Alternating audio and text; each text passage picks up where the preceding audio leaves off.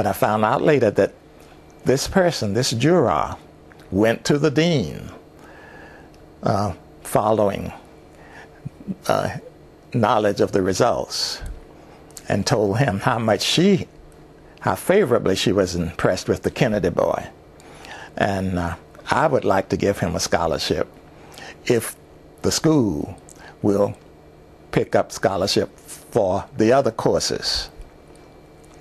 He readily agreed, and that is the way I entered the Julliard Institute.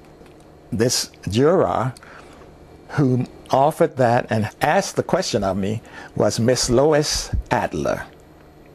And as things developed, she turned out to be a major influence in my development. While in New York, he heard performances by Joseph Hoffman, Vladimir Horowitz, and Dame Myra Hess. Mathew's mother went out of her way to introduce her son to the great artists of the day. Disappointed at the cancellation of a scheduled concert by Jan Paderewski, she wrote a letter to the Polish pianist. It grieved me very much this morning when I read that your strength would not permit you to play in New York. I was so anxious for my son, who is now a student at Julliard School of Music, to see and hear you play. He has said that he wanted to be for his race, Negro, what you are to your people. He started playing at 4 by ear. At 6, he was placed under a teacher. He is now 18 and hopes to finish Julliard in June of 1940.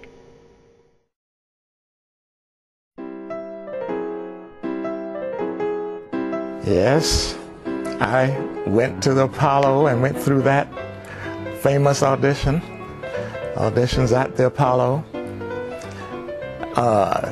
That came about really because my mother had a good bit of get up about her, so to speak. She found it easy enough to make contact with influential people. So we paid a visit to Bill Robinson, you know, the great tap dancer. Yes, he was known as Bojangles, and my mother asked him about, in fact, he might have suggested that I go on the amateur hour. Anyway, through him, I went there. I didn't have to go through an audition, but he called the people and told me that I would be appearing that night. As things developed on that occasion, I did not win one of the prizes. The procedure there was the MC would hold his hand over the head of the person to be considered in the audience through their applause would select the winners. There might have been 3 winners. And the audience did not pick me as one of the winners. What did you play? Do you remember? I played a little popular piece. I do remember what I played. That was a popular piece called Goody Goody.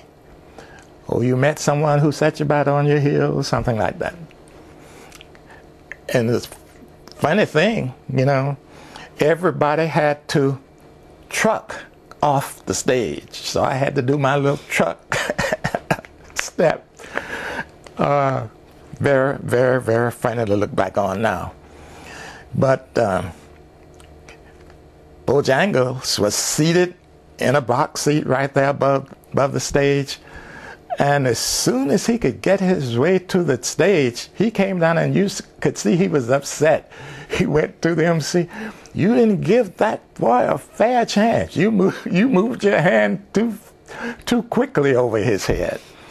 So he reached into his pocket and gave me some money, a few dollars, and he said, "You take this as because he just didn't give you a fair shot."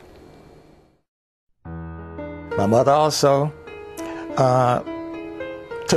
took us to visit with Duke Ellington in his apartment. She was hoping I'd be able to make some money because we needed it. However, after Duke heard me play some things, and he heard where she was leaning, he said, "Mrs. Kennedy, I think he's too young for you to even consider exposing him to the kind of lifestyle in the nightclubs. The smoking and the drinking would be an atmosphere that would not be good for him." So she put that out of her thinking.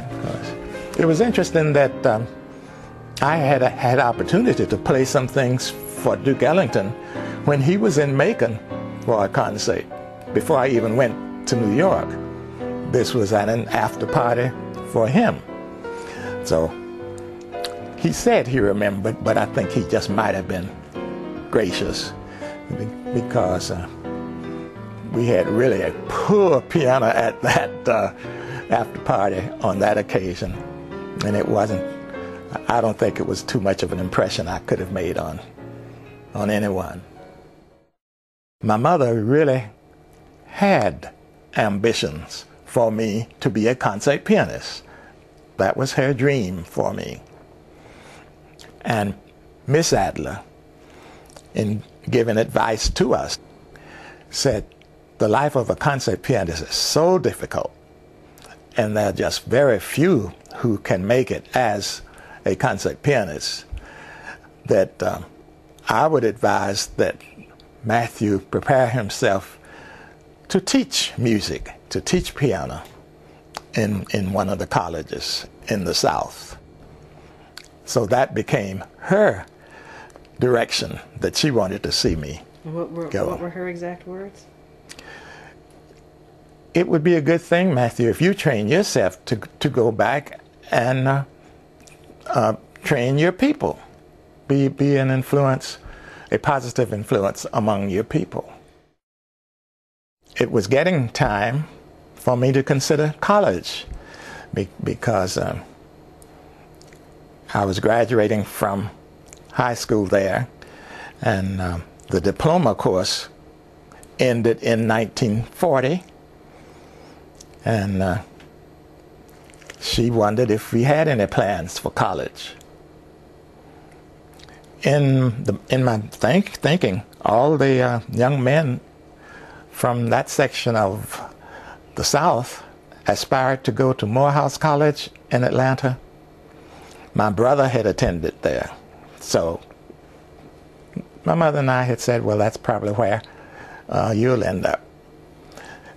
But she said to us that her brother, Miss Adler's brother, who was he had married into wealth and had become quite a philanthropist toward this school in Nashville, Tennessee, Fisk University.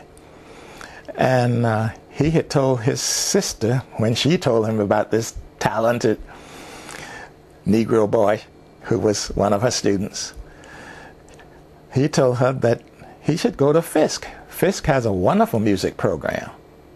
And as things developed, he let Fisk know that he would be pleased if some of his scholarship money went to this former student of his sister. Mr. Adler had become very appreciative of the efforts of Mrs. Myers, Mrs. James A. Myers, who was director of the Jubilee Singers.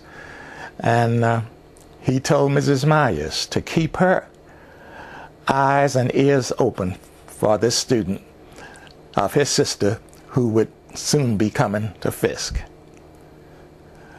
Ms. Myers didn't need much encouragement because she appreciated this valuable friendship and interest of the Adlers. She met me with open arms, met me at the station and gave me the red carpet treatment.